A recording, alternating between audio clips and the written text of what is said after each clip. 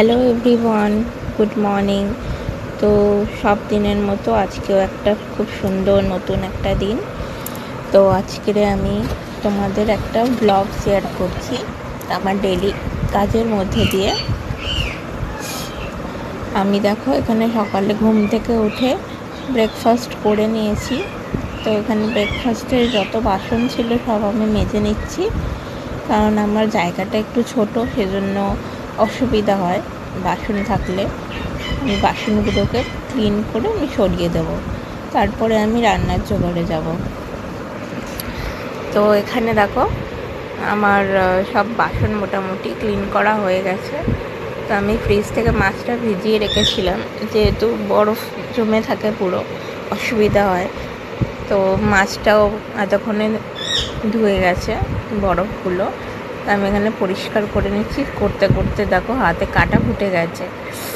তো কাঁটাটা হাফ বেরিয়েছে, হাফ ভেতরেই রয়ে গেছে। তা আমি আবার ছুঁচ গরম করে ওটাকে বের করলাম, পরে আবার ব্যথা হবে।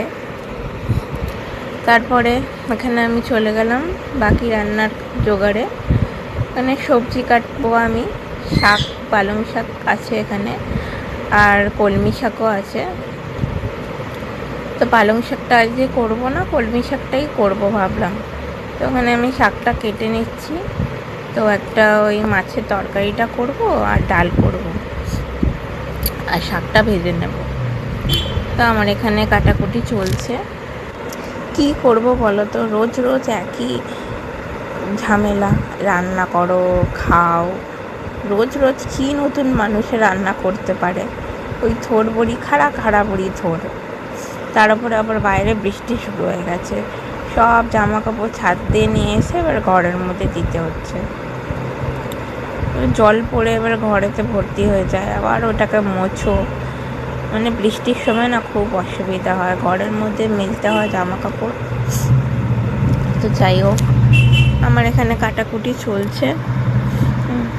তার মধ্যে মা বলল বাবুকে খেতে দে। তো আমি বাবুকে খেতে দিয়ে আসলাম, কান্নাকাটি করছিল। তো আমি এখানে সবজিগুলো সব কেটে এখানে ধুয়ে নিলাম ভালো করে। মাছটা আমি এখানে ধুয়ে নিলাম আর একবার। তো নুন হলুদ মাখিয়ে রাখবো, আর সবজিগুলোকেও ধুয়ে নেব ভালো করে এখানে।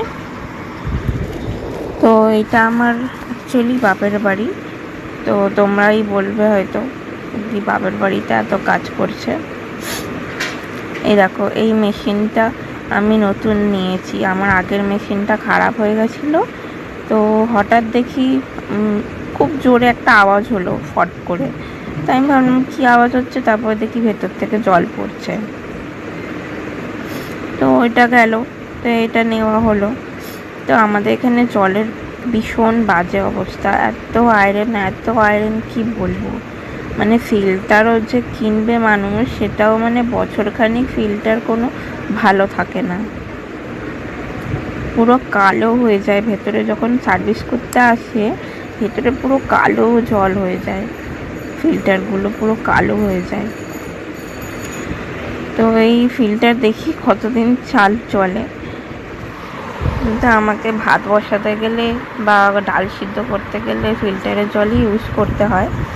কারণ যদি আমি ফিল্টারের জল না ইউজ করি, কলের জল ইউজ করি, পুরো একদম পোলাওর মতো ভাত হয়, হলুদ হলুদ।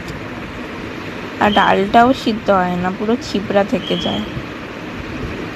তো আমি দুটোর জন্য আমি ফিল্টারের জল ইউজ করি, আর কলের জল ইউজ করি বাকি রান্নাতে, কারণ ওইগুলো তো ফুটবে, তো ওইগুলো অসুবিধা হবে না তরকারিতে। তো কি বলছিলাম, হ্যাঁ, এটা আমার বাপের বাড়ি। তো বাপের বাড়ি বলাটা ভুল, এটা আমার নিজের বাড়ি। তোমরা যারা মানে বাবার বাড়িতে আছো বা বিয়ে হয়নি যাদের, তারা এটা বলবে কি এটা আমার বাড়ি, কিন্তু বিয়ের পরে বলবে হয়তো এটা আমার বাবার বাড়ি। কিন্তু আমি মনে করি এটা আমার নিজের বাড়ি। প্রত্যেকটা মেয়েরই বাবার বাড়ি নিজের বাড়ি হয়। শ্বশুরবাড়ি যতই শ্বশুরবাড়ি নিজের করার চেষ্টা করো না কেন, ওটা কখনোই নিজের হয় না। সে যতই তুমি তাদের ভালোবেসে নাও না কেন, ভালোবেসে সব কাজ করে নাও না কেন, সকাল থেকে উঠে নাকে দড়ি দিয়ে রাতে ঘুমোতে যাওয়া অবধি সব কাজ করো, তাও তুমি তাদের মন পাবে না, নাম পাবে না, কিচ্ছু পাবে না। অথচ কোনো ভুল ভ্রান্তি হলে খুঁত ধরতে ছাড়বে না, কথা বলতে ছাড়বে না। এই ধরো রান্নায় নুন বেশি হয়ে গেল বা ঝাল বেশি হয়ে গেল, তখন সবাই বলতে ছাড়বে না, এইটা কেন করলে, ওটা অমনি করতে পারতে। আরে বাবা, যদি নিজেরই মনে করব, তা আমি ভুল ভ্রান্তিটাও হয়ে থাকে, মানুষ মাত্রই হয়ে থাকে, তো এতে বলা বলির কী আছে? তোমাদের দিয়ে হয় না বুঝি? ও আমি বাইরে দিয়ে এসছি বা আমরা অন্য বাড়ির মেয়ে বউ, তো সেই জন্য আমাদের বলতেই হবে এটা ভুল হয়েছে, ওটা ভুল হয়েছে। তাহলে আর শ্বশুর বাড়িটা নিজের কী করে করবে কোনো মেয়ে? তা আমার মনে হয় বাপের বাড়িটাই মেয়েদের আসল নিজের বাড়ি। জানি কিছু কিছু মেয়েদের ক্ষেত্রে সেটা ব্যতিক্রম, বাপের বাড়ি হয়তো ভালো হয় না, শ্বশুর বাড়িটাই হয়তো এমন পেয়ে গেল, বাপের বাড়ি ভুলেই গেল, এরকম হয় অনেক সময়। তো সেটা খুবই রেয়ার, 100 জনের মধ্যে হয়তো 1জন কি 2জনের ক্ষেত্রে এরকম ভাগ্য হয়, শ্বশুর বাড়ি এত ভালো পেয়ে গেল কি বাপের বাড়িকেই ভুলে গেল। সেটা সবার ক্ষেত্রে হয় না। তো আমার মনে হয় প্রত্যেকটা মেয়েকে তার মাকে হেল্প করাটা খুবই জরুরি। কারণ আমাদের বিয়ের আগে আমরা ভাবি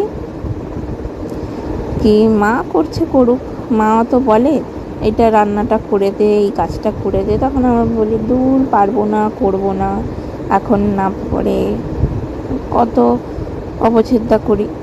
কিন্তু যখন আমরা শ্বশুর বাড়ি যাই তখন আমরা বুঝতে পারি কি কেন আমি তখন এটা করেছিলাম। মাকে হেল্প করলে মা তো আমার খারাপ হোক ভালো হোক সব কিছুতেই থাকে, তো আমার সব কাজই ভালোই বলবে। কিন্তু শ্বশুর বাড়িতে সেটা বলবে না, তুমি যতই পরিপাটি করে কাজ করো না কেন। তো এখানে দেখো তোমাদের সাথে কথা বলতে বলতে আমার রান্না কমপ্লিট হয়ে গেছে। বাবাকে মা খেতে দিয়ে দিয়েছে, আমি ছেলেকে স্নান করিয়ে নিয়ে আসতে গেলাম।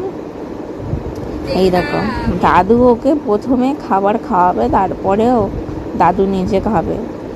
ওকে এক গাল দিয়ে দিল, এই যে খেতে খেতে চলে আসছে এক গাল খাবার খেয়ে। এখন ওকে একটুখানি টিপ পরিয়ে দিই ভালো করে, কারণ টিপটা আবার আমি একটু বড় করে না পরালে ভালো লাগে না। আরে টিপ পরালে ও পুরো ঘেটে দেয়, পাউডার দিতে দেয় না, কিছু না, পাউডার দিয়ে দিলাম।